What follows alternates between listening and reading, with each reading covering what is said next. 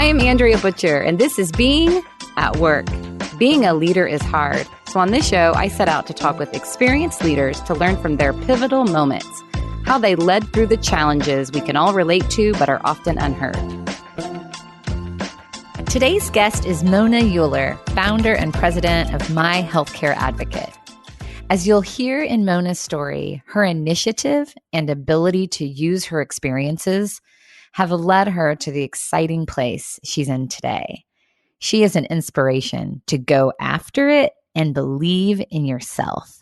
Her entrepreneurial spirit showed up at age 11 when she was mowing lawns and selling chocolate chips. Her passion for healthcare and the elderly also began at an early age when she served as a certified nurse's aide. And since that time, she's had the privilege of combining those loves and serving in senior level leadership positions, including CEO, as she'll talk about, in multiple healthcare industries. Throughout the various roles, one thing has remained constant: her love of solving healthcare problems and being a patient and family advocate. Check it out.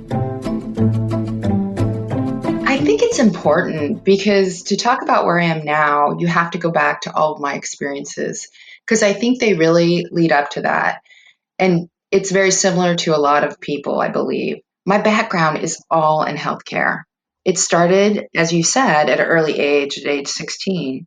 When I took a job as a nurse's aide in LaGrange, Indiana, for those of you, it's in northern Indiana. It was there when Is that the region? It's close, yeah. It was there that I really fell in love with helping the seniors. And I think having that exposure is really important. I'm a big fan of Malcolm Gladwell and his books. And I remember reading about Bill Gates, co-founder of Microsoft, multimillionaire.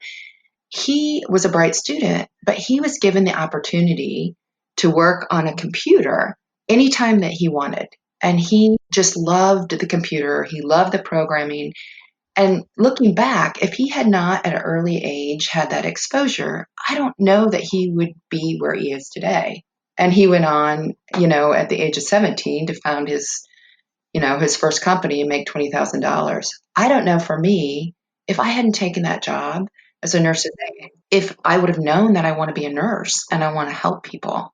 What's interesting is I had an entrepreneurial spirit when I was little. So we lived on a lake up in northern Indiana, and there was not that many people that lived on the lake in the winter or in the fall. Well, I decided I was going to have a lawn mowing business at the age of 11. And lawn mowing businesses now, there's a lot of them, but back then there wasn't. So I went door to door knocking and saying, okay, I'll mow your yard for $3, I think at the time, which I thought was a lot of money. And they did not have automatic mowers. That means I had to push up and down the hill. And I just remember it. I don't know if people felt sorry for me or not, because more often than not, that they gave me lunch or dinner at the end of it, I think, because they felt so sorry for me pushing up the hill. But I was so proud of going to the bank, opening up a bank account, and depositing money. I love that entrepreneur. I loved having my own business. I also did that with chocolate chips. This is crazy, but I bought wholesale chocolate chips. I bought baggies and I stapled them together. And then I went around the lake again and sold chocolate chips, not the Hershey bags, but my own bags. So I think I loved the business side, but I loved helping people as well. And so I went to nursing school, and it was that same drive. I said, I need to know everything there is to know about every aspect of the hospital. So as a student nurse, I was able to work at peds. I was able to work in ICU, med surg. I got all that great experience. I graduated from Ball State, woohoo, with my nursing degree. And then I was told when I was going to get my first job, you have to work nights, Mona, because you need to earn up your way to work day shift, and it might take you like 1 or 2 years. And I don't know about you, Andrea, but I don't like people telling you, well, you can't do that, because I felt like I had the experience. I had confidence. It's different than having arrogance. You have confidence that you can do the job. So I did. I did get a day shift job in Indianapolis, and I think I proved to people that you can believe in yourself and still have that drive to do what you want to do. So from that job, I again decided, wow, I've got this great experience. Now I want to go into management.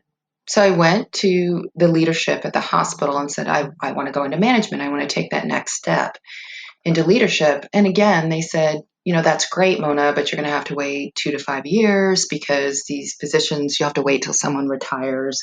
And I got frustrated at that as well because I wanted to grow and learn. So I took a position outside of the hospital as a director of nursing in a nursing home.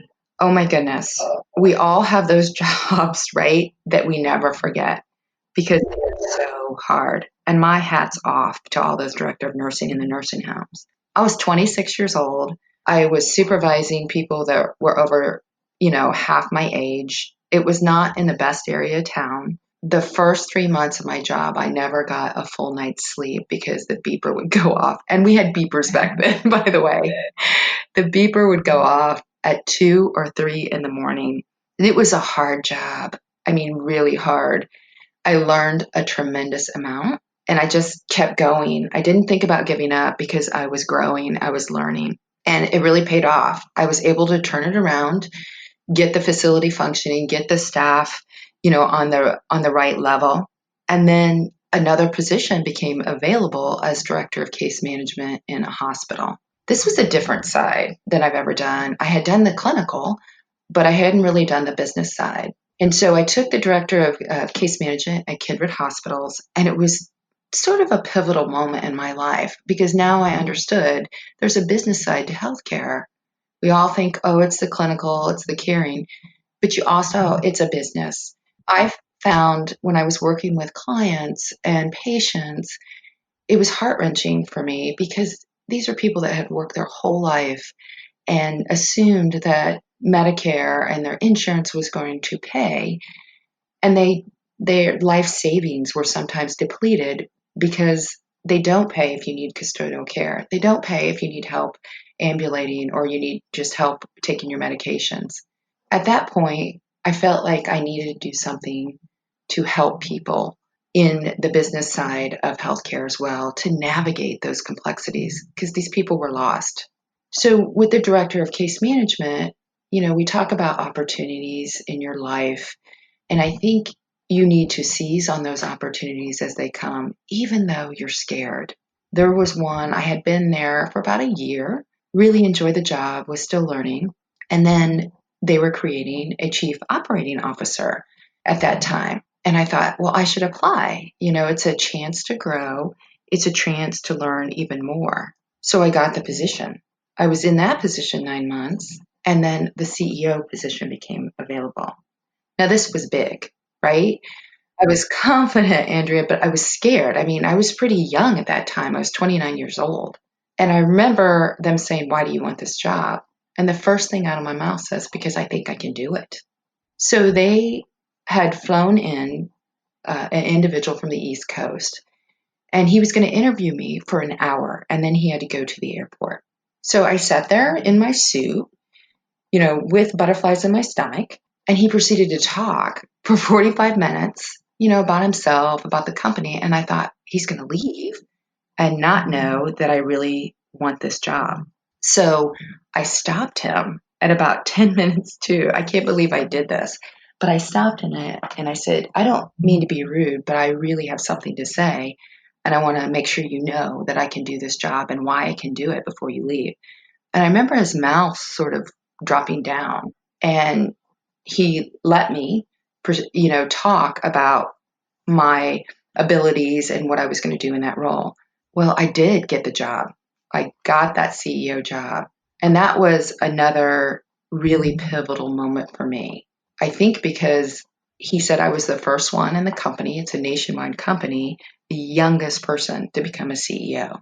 And then through the Hospital Association of Indiana, I remember them as well talking to me and said, okay, we've never had anyone that young being a CEO of the hospital, let alone a female, because at that time, there weren't very many females. I didn't have that many mentors that I could go to. So again, that excitingness, the nervousness, but the confidence that this was an opportunity that I couldn't pass up. So I worked for Kindred Healthcare for 14 years as a CEO. It was a great experience. I got to build a hospital, work in different states, had wonderful staff, challenging, yes. I had 3 children during that time, and my commute was 2 hours a day, Andrea. So in the back of my mind, I still was wondering always, wow, what would it be like, to have your own business? And I've been in the corporate world and it's great. And I had all these opportunities to move up. Corporation was so good to me, Kindred Healthcare. But my husband and I were at that point, like many couples, something's got to give with the 2 hour commute, the 3 kids. So I guess that dream of owning my own business was still with me because I actually found a business for my husband to buy that would allow him more flexibility as I was working in the corporate world. It was never his dream. It was sort of always my dream. So he thought it was a little unusual. I think I was living through him as we were growing his business. So fast forward, I'm still at Kindred, still loving it. And then IU Health came to me with another great opportunity to be the first vice president of neuroscience for the service line for the state. And it was a dream job. I got to work with hospitals and their staff to create these service lines and grow their clinical and their business. I got to open the first neuroscience center downtown for IU Health. I mean, life was good. I was still growing. I was still learning, still enjoying corporate. And then something happened. It was a downsizing. So the company restructured, which is not unusual in healthcare. Throughout my life, I had seen peers and friends and just colleagues go through this as there's restructuring. They would lose their jobs, but it was the first time that it happened to me. And it was a wake up call. For the majority of my life, I had been in corporate more so than I had been independent.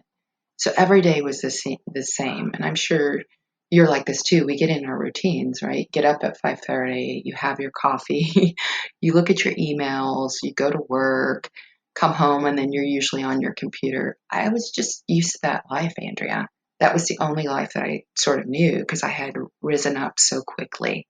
So I was at this point. I had, been downside. I was looking at opportunities, and one came up again relatively quickly for another vice president position with Community Health Network. I thought, well, I had been doing that. My husband's like, Mona, you've always talked about doing your own thing. Maybe it's the time. And I said, no, maybe in a couple years. I know I've always wanted to do that. Maybe in a couple years, maybe, 2 to 3 years. Well, the job at Community, again, within a couple months, another restructure. So that was the moment that I said, hold off. We need to think about this. We need to take a moment to really make sure it's what I want. And without the help of probably my coach, Trisha, who was amazing, I don't know that I would have fully comprehended that I needed to do something else. It was always in the back of my mind, that entrepreneur spirit. But when you rise up, it's really hard to give that up. Your head says, keep the paycheck, keep the corporate, but your heart says, maybe I should do something else. So I remember sitting down with Trisha and talking about the careers. And I said, oh, I've got these headhunters, reaching out to me because there's jobs available in my industry. And I was blessed with good experience. So I had these opportunities and I was telling her about them, what they were. And then I said, or I could start my own business. So after about an hour, she said, Mona, I wish I had a mirror for when you're talking about your corporate jobs and what those would be like. And then when you talk about starting your own business, she said, it's like you're a different person when you light up when you're talking about your own business. I think that was really powerful, Andrea, for her to make that connection, something that I probably knew inside, but I needed someone else to validate it. So that is how I was started thinking, what can I do? Where's my value? I had butterflies at that point. So my husband, we have people that our little village that help us, I believe. right? It's really hard to figure it out on our own what we should do. And I think sometimes people that know us best. And so my husband was saying, Mona, you get 5 or 6 calls a week from people that need help, that don't know where they should place their mom or what their insurance pays for or what level of care they should be, or they just got a diagnosis and which doctors they should go to. And I said, yeah, I love doing that. I love helping people. I love using my experience. And he said, why don't you use your experience? There's not many people that have done everything that you've done and you want to help people. And I thought about it for a minute. I go, well, that's not like a career. That's not a job. And I thought about it more and more. And that's how my healthcare advocate got started. My healthcare advocate, an advocate is a trusted advisor. I love helping people. It's the nurse in me, but I love starting and being an entrepreneur into different things. So that's the name of my company. And really, it's using all those skills, everything that I had in corporate life that has been a blessing, but taking it to the new level into something that's directly my own. Yeah, I mean, it does sound like the stars were aligned, right, from that initial 16-year-old job as a certified nurse's aide. Like the universe was conspiring to get you to where you are today. Yeah, and I think we don't look back on those experiences. Sometimes say, well, I didn't get anywhere. Well, you get something from each experience. Who knew all the different things that I did, I'd be able to give back and add value to someone's life. But it's scary, Andrea. I mean, it is scary. I want to be honest with people. Scary and exciting at the same time. When I was trying to do research, and like, you want to make sure that it's a valid company, that's going to bring value and you're going to have some security there. Well, seniors, which is the way I started as a nurse's aide, there's 10,000 of them turning 65 every day. It's amazing. And by the year 2030, 1 in 5 people will be 65. So I know the need is out there. And healthcare, let's face it, it's confusing. It's constantly changing. I think you need a PhD to try to navigate all the complexities. Right, which is why your role is so important. I mean, you're a facilitator helping people through that. How long now has it been since you decided to make the leap and launch My Healthcare Advocate? 6 months, 6 months of growing and learning. I thought I was alone in, having your own business. Oh my goodness. No, I didn't realize that like 1 in 5 jobs in America are held by consultants or contracted workers or freelancers. It's a huge part of our economy and expected to grow even more. So that was comforting. But you do need to find your support system. There are definite pluses and minuses of running your own business, but part of that growth, I think, is the challenge of it. You're forced to learn it. And then when you do, there's just so much satisfaction. And there's so many people that you can reach out to for that help. I mean, 69 or 70% of all, entrepreneurs, they start at home, as a home-based business and then they grow. So I think that was comforting as well. And the overall majority of those business owners really would say they would do it all over again. Yeah, so what's been the biggest shift for you? I think the biggest shift for me has been I'm an extrovert. I'm very relational. You know me. I love people. So I love helping them. I found that it was hard for me from being in a corporate environment and like, going out to lunch or just having a coffee or stopping in someone's office because I'm so relational. So it was hard for me to sit in my office, even though I was doing meaningful work in the beginning of the startup. So I found myself going to coffee shops or to the library because I was around people. And I think that was the biggest challenge for me because of just so much stimulation for so long with multiple people. But now that I go and take my computer and I can make calls from other places, I think that it is definitely very enjoyable. I think one of the other things too, for those people that, I've always wondered when I was in corporate, it was a great experience. I was challenged, but I always wondered what it was like, to have your own business. And so I think you just have to be real on there's definite, you can't call HR, you can't call IS when you have your own business. You have to figure it out. But that's where you have your support system to say, who do you use for that? And that's where you network with other people.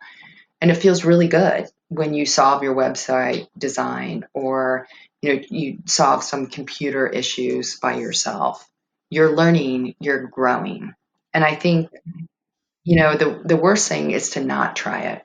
Well, and that's another theme I see in your story too, is just the growth and evolution. So you've said multiple times that like, all of those experiences and opportunities supported you like getting to the next step, but you are also a very growth oriented person. So it's always, evolving and expanding, and it sounds like this is a way for you to have an impact with something you're so passionate about in a broader way. Yes, it is. I think it's important whatever you do, for me, I think it's important that you add value, in any certain way. How do I add value? Well, I add value by helping people navigate their healthcare problems. I use my experience, the wonderful experience that I've gotten in corporate life, to add value to make their lives easier. I think that's one thing when searching for a business, instead of searching for the profits or different things, okay, what do I enjoy doing? How can I help people? One of the things that I have in my office is a couple quotes, and one of them is most people live their lives in quiet discontent, which means, Andrea, they go to work and they get a paycheck, but it's really not what they want to do. But they don't tell anybody, but they have that feeling inside. I think that's the worst thing in the world, to be moderately happy or to not be content. And I think, when I was in the hospital, I would go to the bedside of many people and I would sit with their families as they passed. And they would tell me stuff. It was a part of my job that I loved being with the families, but they did express some regrets, which really stayed with me as well. I remember reading that book years back, The Five Regrets of the Dying. I think it was a nurse, hospice nurse that had recorded all these people that she said at their bedside. And it was really powerful because the number one regret that they had said is, I wish I had the courage to live a life that was true to myself and my dreams and not what people expected of me. So, and then the second one was, I wish I hadn't worked so much. So I think starting your own business or being your own boss, if it's your dream, we don't realize our dreams sometimes don't happen until the end of our life. I don't want that to happen to other people. I want them to live their dreams. And that was a part of my dream, was to own my own business and to add value. And that had been brewing for a long time, right? You can see that. I mean, even when you went to IU Health, right, and it was downsized, you said you were downsized, you said it was a wake-up call, and there was this feeling of what could that be like to do my own thing? I think that, when you get those things in your life, they happen for a reason. And a lot of times I think, can get down and say, well, why did this happen? Well, good people, things happen. I felt like I was a good leader, and I was by all accounts, but things happen for a reason. You can't take it personal. You have to think, okay, why did this happen? What was the next step? And I was toying with it, like you said, and part of me was like, I should do it now. I should do it now. It's something I've always wanted to do. But then the next opportunity came. And after that happened, that was truly like, okay, I think it is someone or the universe telling me, you need to do this now. Right. Life had different timing for you. It sure did. And I think it's hard for us to sit there and listen, to truly listen, instead of worrying about the future, worrying about the paycheck. I think it's really hard to do that self reflection of, what is it that I should do? What is it that my gifts bring to the table? Absolutely. And you'd been preparing for it. I mean, you were so up for it. That's the thing in the story that is I'm definitely taking away. It's just the not taking for granted all those experiences. They're purposeful and they're preparing me for the future, for what's next. I think so often we undermine, or, oh, it's not as important, but it is. It's all so important to the big picture. Yes, I agree. I think we just say, "Oh, I'm working my job," but no, you're growing, you're learning. You need to utilize those skills for other things in the future. If you could go back and give yourself one piece of advice, what would it be? Wow, that's a hard one. I would say to not be so impatient, but if I wasn't so impatient, I don't think I would have gotten to where I was. I probably should have taken the leap earlier and listened to my heart more so than my head. I think I could have done it a little bit earlier. It's okay. Timing is everything in your life, but believing in yourself even more and taking that risk. I would have told myself, "Well, you can do this. You can do it. You don't have to wait. You can do it now." I think that would probably be one of the things that I wish I would have told myself a little bit earlier. Yeah, so that's another great takeaway. I hear a kind of a why not in that, like a go for it. And you've also talked a lot about the people around you, particularly if you have support and encouragement and a system that is supportive of that move. Why not? Yes, and the people around me, I think it's really important to have mentors. I think that you can't do this without a mentor. My career coach was a mentor to me. I remember, Andrea, starting out when I told you at Kindred, when I was one of the youngest CEOs, in the state of Indiana and in the corporation, I didn't have mentors that I knew of. And so I remember calling up the only other female CEO that I could find and actually just calling up her on the phone saying, "Can you meet with me for lunch?"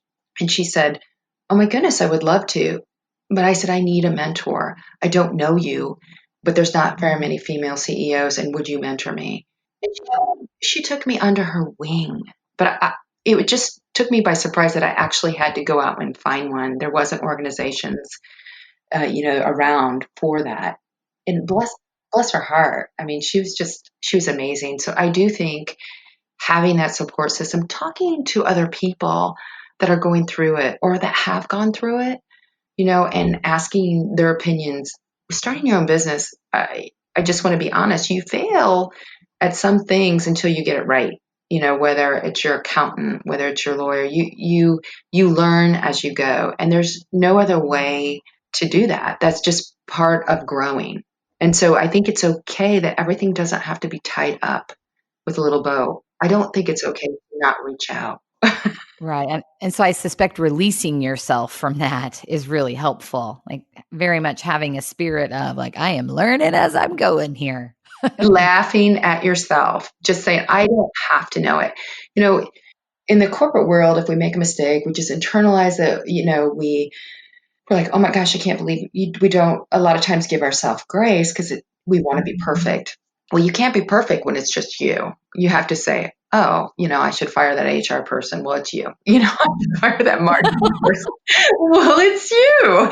So you have to laugh at yourself, and you have to be willing to say, "Okay, next year is going to be better because I learned this." It's just making those positive steps, right? It's just saying, I might stumble, but I'm gonna keep going. I'm not gonna give up.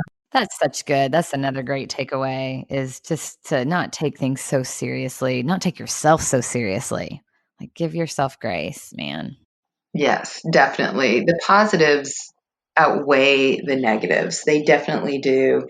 If you can get over the fear, I think you have to have that feeling in your heart you're doing the right thing. You're adding value. This is something that you've always wanted to do.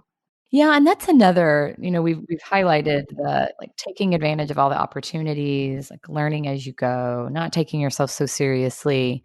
The other thing I hear in your story, which I think is a great takeaway for all leaders, is taking initiative.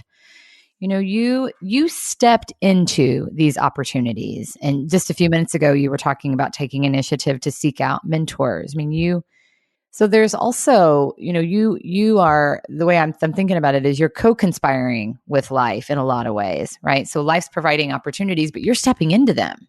Yes, I think this is important for people to realize. you can have confidence. And I want everyone out there to have confidence in themselves. It's not arrogance. Confidence is the ability that you know you can do the job as you're learning, right? You may make mistakes. You're not going to be perfect. And you have to seize on those opportunities when they come, even if you have butterflies in their stomach and you're nervous, about taking the role and all the responsibility. They're coming to you for a reason. You have to be open. You have to open yourself up to always being challenged and taking that next step. If you are not growing, you just physically, it's not good for you physically and it's not good for you mentally. So, exactly right. Being open for those opportunities, searching for them, like calling people, asking for, that next level of advancement. It's really important that you go after it and believe in yourself. Go after it and believe in yourself. That may be the title of this conversation. So good. Mona, so many great takeaways there. Hey, if our listeners want to connect with you, what's the best way to do that? I am definitely on LinkedIn, and it's got my contact information on there. Okay, great. Mona, thank you for being a guest. Thank you so much for having me. Thank you for joining us for this episode. Please subscribe wherever you listen to your podcast to never miss a Being at Work story.